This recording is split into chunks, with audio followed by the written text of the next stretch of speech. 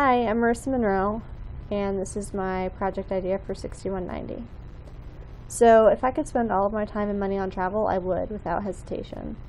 Earlier last year, my husband and I went to Europe for the first time, and while I don't consider myself an expert on international travel, I definitely gained a lot of insight while preparing for that trip. So for my project, what I want to do is just provide a basic rundown of how to prepare for a trip like that. So a trip to Paris, which is one of the places that we went. So my project is broken down into 3 basic steps or sections, and within each section there are multiple topics. The 3 sections are plan, plot, and pack. And the next slides will kind of break down the different topics that will be covered in each of those sections. So under plan, some of the things that we'll cover are acquiring a passport, because you'll need a passport to go to Paris. Learning the language, or at least some key phrases. Now, we didn't learn French before we went to Paris, and we didn't learn other languages before we went to other countries, but it would have been nice to. And at least we learned a couple key phrases in those languages so that we could kind of communicate with people, and I think that really helps. It makes you feel a lot more confident when you're out in the world. So cover that, and then we'll also cover sort of deciding on your budgets for all aspects of your trip, including transportation, meals, accommodations, souvenirs. You kind of want to plan out how much you want to spend in each of those areas, and where you're willing to cut back a little, or where you really want to spend more money. So it's good to plan all that out in advance. The second step is to plot. So this is my favorite step.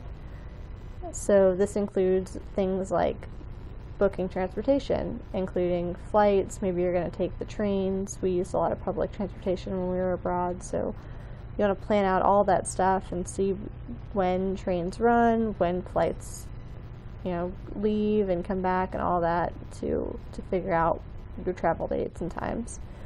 You'll also want to book accommodations. This could be hotels or hostels, maybe if you're trying to save money, or any other accommodations. And then also determine your points of interest, including tourist attractions and restaurants, things like that. You'll also want to kind of determine where in the city you want to be based on the attractions that you want to see. So that might influence your hotel accommodation decisions. And then finally, pack. So within the packing section, we'll cover things like how to consider what clothing to pack based on weather forecasts and seasons, comfort versus style. So maybe you want to pack those high heels, but maybe the sneakers are a better option.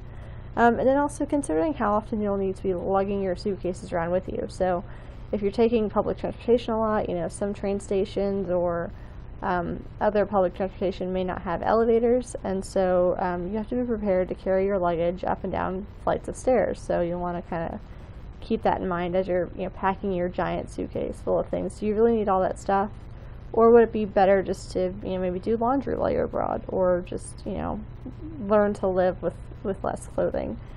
Anyway, those are my ideas, so more to come, and feedback is appreciated. Thank you.